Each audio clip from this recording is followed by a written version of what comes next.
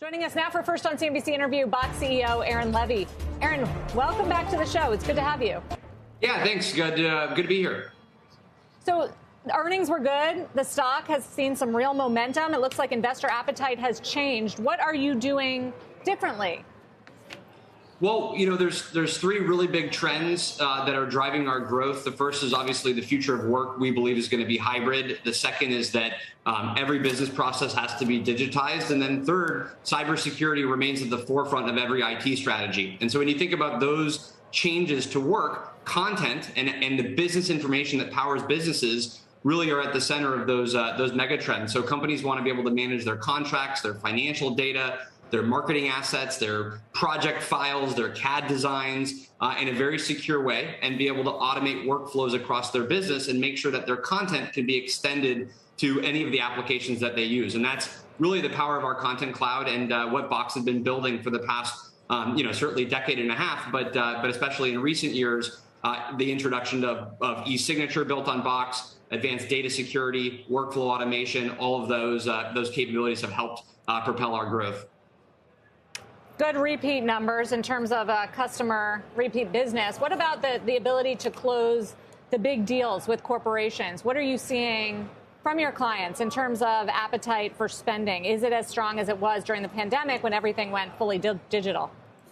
Yeah, at least in our case, it's actually stronger than the start of the pandemic. I think that was a time when companies were really in triage mode. They needed to figure out what were the sort of near-term versus long-term IT trends to invest in. Today, when we look at our big deal growth, which is sort of the metric of $100,000 or $1 million plus deals, we saw a tremendous year of growth across those metrics our last fiscal year. And we see that demand is only continuing to increase, which is why we raised our guidance for the full year in FY23, the fiscal year that we're in right now, which will be our second year in a row of re-accelerating our top line growth rates at the same time as delivering improved bottom line results as well, where we guided up on our operating margin.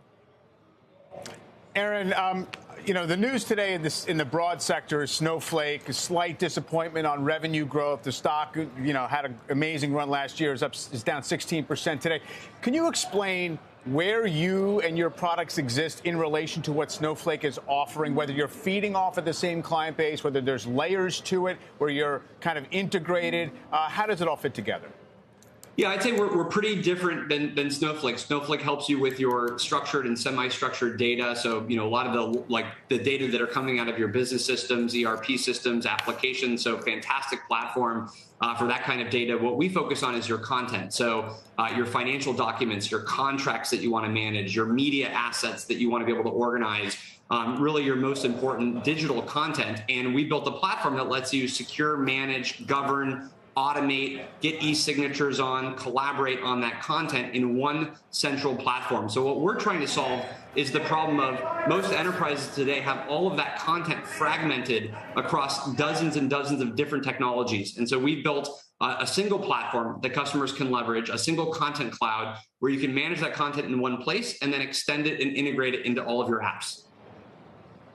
Aaron, separately, I follow you on Twitter, and I notice you tweet on all sorts of different topics. But you did compliment President Biden on the State of the Union address, which I was curious about, just as far as the business takeaways, because to me it seemed like some of the messages were, more technology crackdown, seemed to embrace price controls for drug companies, partly blamed inflation on some of corporate America needing to manage their costs. So what was it that you liked in there? Well, obviously in an hour of content, there's a variety of topics that you won't agree with each individual item. But I think the focus on immigration reform, our country has a tremendous need for talent from all around the world to be able to build, amazing companies. The focus on building more and more manufacturing in the U.S. is certainly an exciting trend. Childcare and making that more affordable. I think there's a lot of topics that hopefully are very nonpartisan and we can all kind of collectively get around to shape the future of both our social infrastructure in America as well as our business and economic basis that we can build off of.